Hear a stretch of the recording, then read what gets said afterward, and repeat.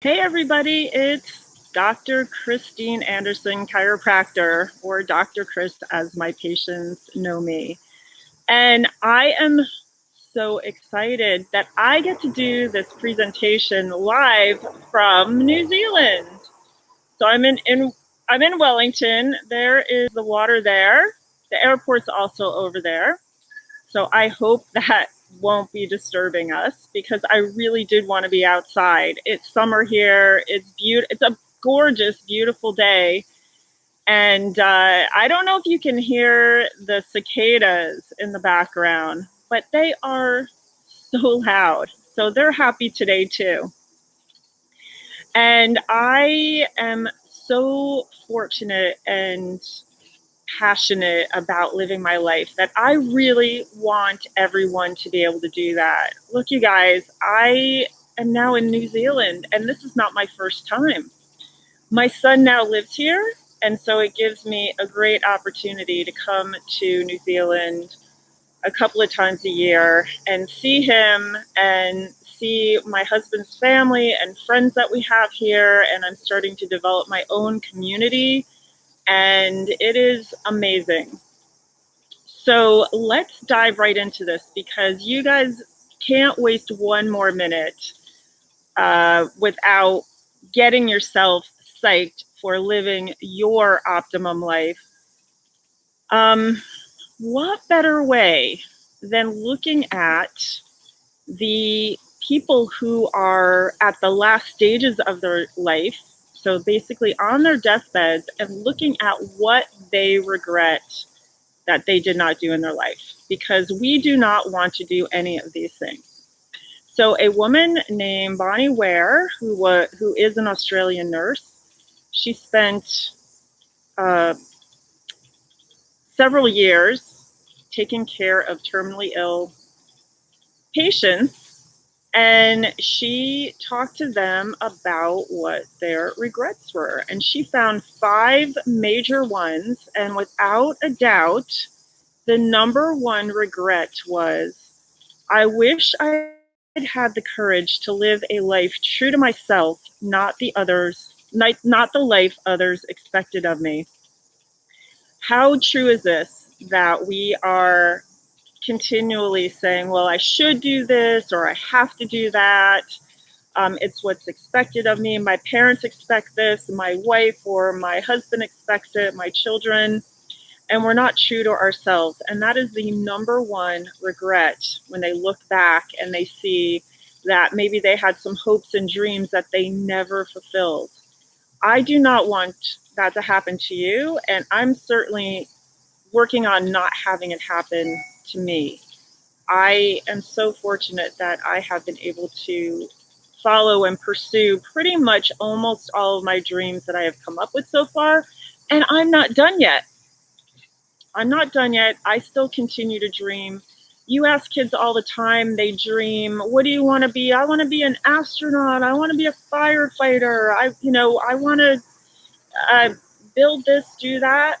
They can't have any concept of what that is actually going to take, all the logistics of it. They're just dreaming. Oh, there's an airplane.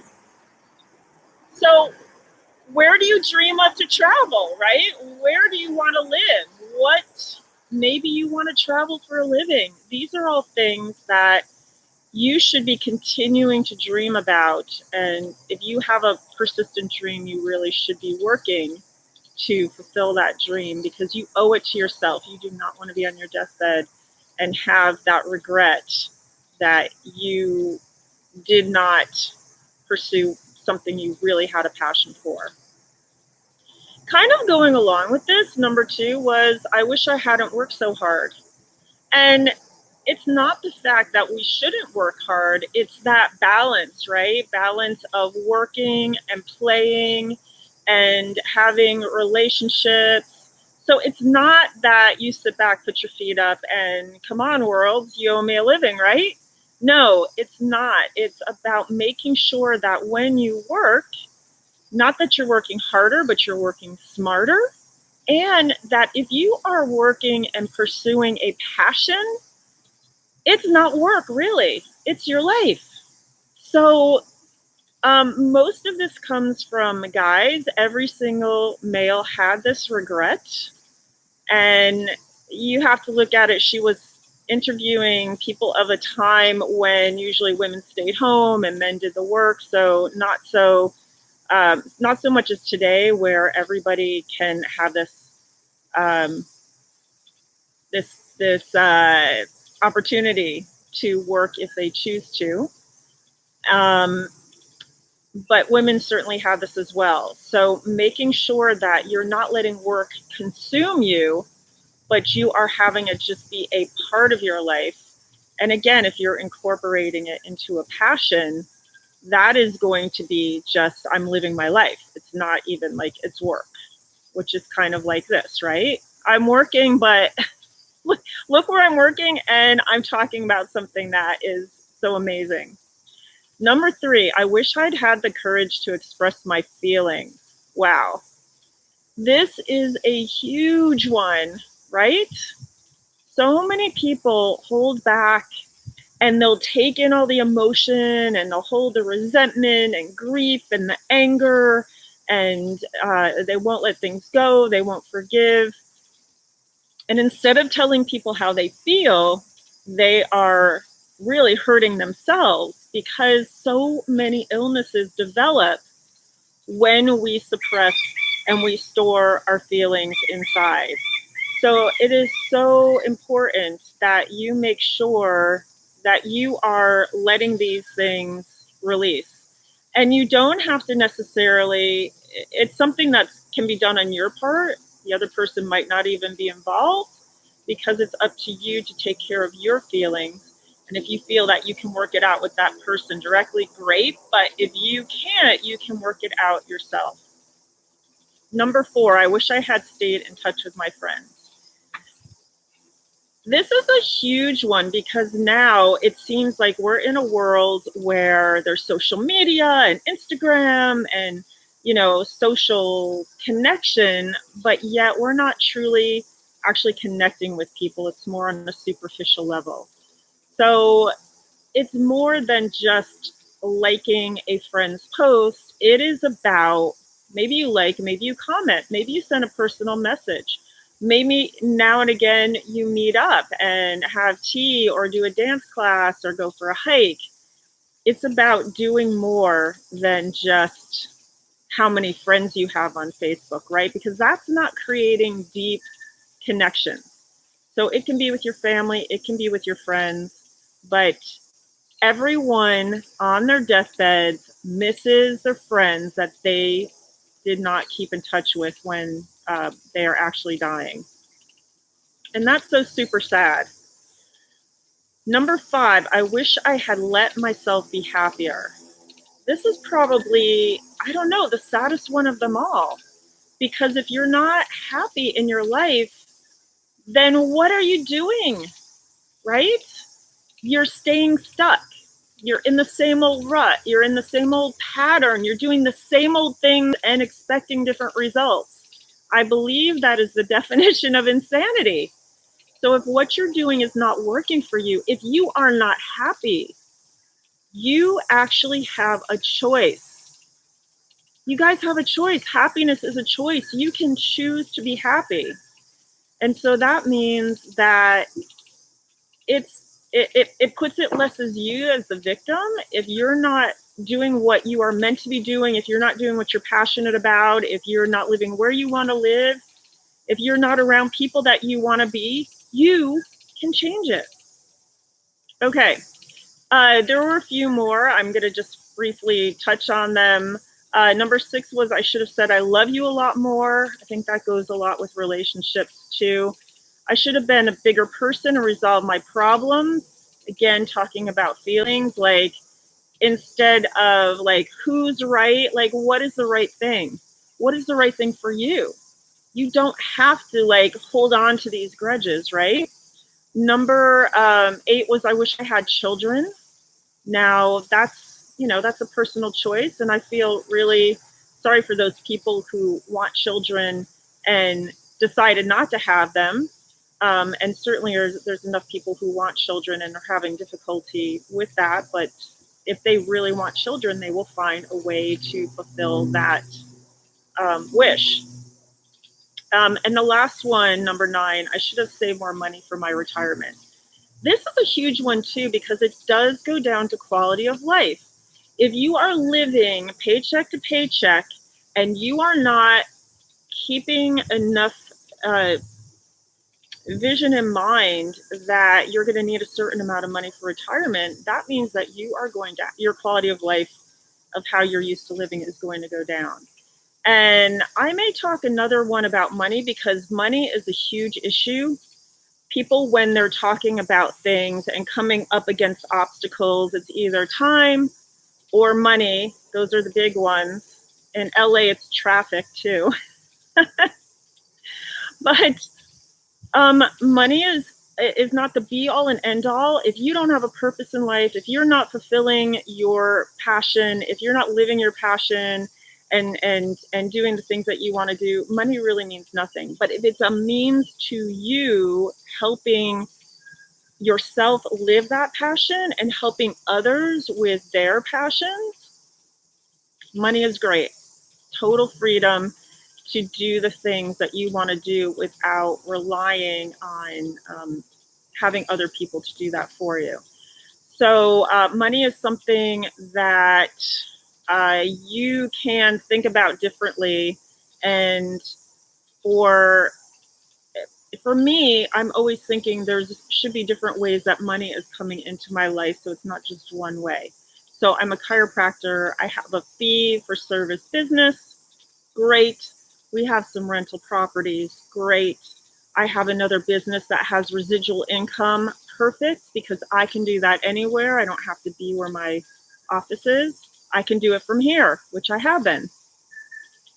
I'm working on writing a book. Great. Another form of income. So I've got all these different things coming in, and it really does create a sense of security knowing that I can actually take care of myself that way. So with all this, you've got to sit down with yourself. What do you want out of life?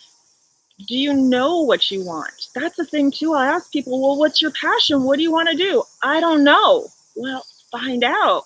You have to find out. Nobody can do that for you, right? And really sit down and kind of just dream. Have a dream, sort of write down your wildest dream. And then maybe go back and go, well, how can I maybe live my wildest dream? And if there are some emotional blockages, there's something that you can do. And I use this a lot with my patients and people I know, which is called aroma freedom technique. So you can sit there and state your dream. You can say things like, I want to travel for a living, right? And you say that and you sit with it.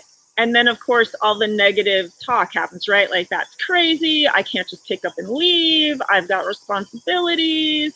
I have a family to support. How am I going to do that? Da, da, da, da, da, da, da, right? You talk yourself out of it. You sabotage your efforts even before they can even think about manifesting. So with Aroma Freedom Technique, it was developed by a psychologist, Benjamin Perkis. And what you do is you feel those feelings that come up when you say a statement. Well, first you rate it. So I travel for a living, and that would be a positive statement, right? I travel for a living. What comes up? How likely do you feel that can occur? If it's like a 9 or 10 when you say it, well, that means it really is a dream that is possible. Like, you should be living that. If it's more, if it's more 4 or 5 or less, and you're like, oh, like you feel knotted up when you say it, you feel like your head is going to explode, then that is something that you have an emotional attachment to. So it's going to be very, very hard to realize that dream when you're going to have so much negativity attached to it.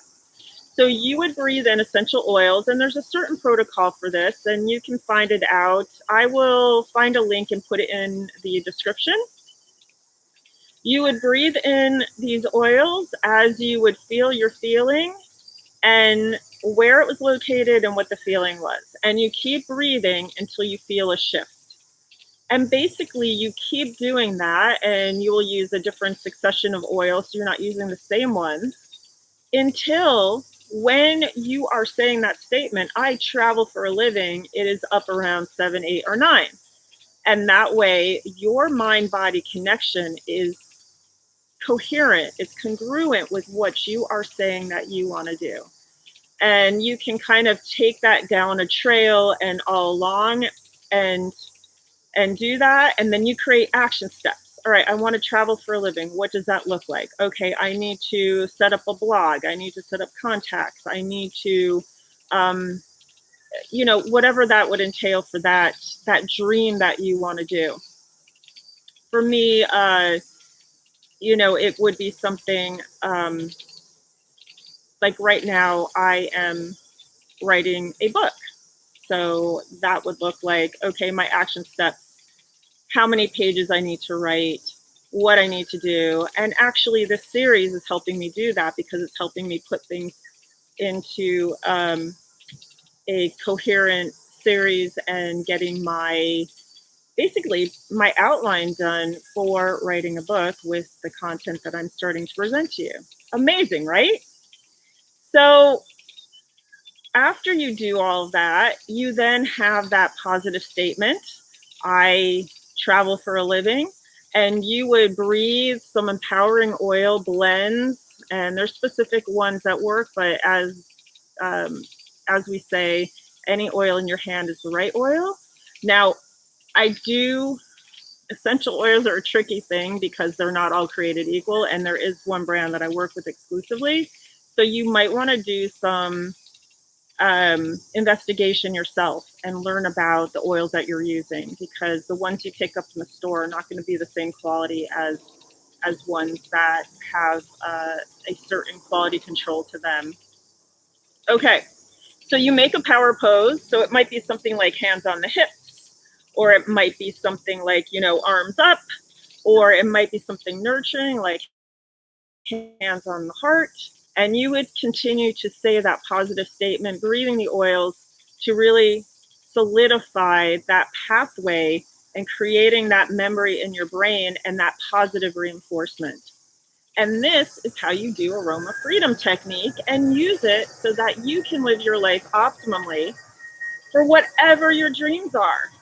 All right, I want to hear from you, and I want you to let me know what your dreams are. And I'm here if you have any questions or comments. If you like what I have to say, please like this. If you like what I have to say and want to know when I'm shooting a video, then please subscribe. Share it with your friends and family. And I will see you next week. I'll be actually getting back into LA on Tuesday, and we will start in March talking more about the physical aspects of our body and especially our gut. So I will be doing a talk on optimal gut health next Tuesday, March 3rd, back at the 6:30 time. I hope you can join me then, and have a great day. I'm going to have a fabulous one here in Wellington. Thanks so much, guys.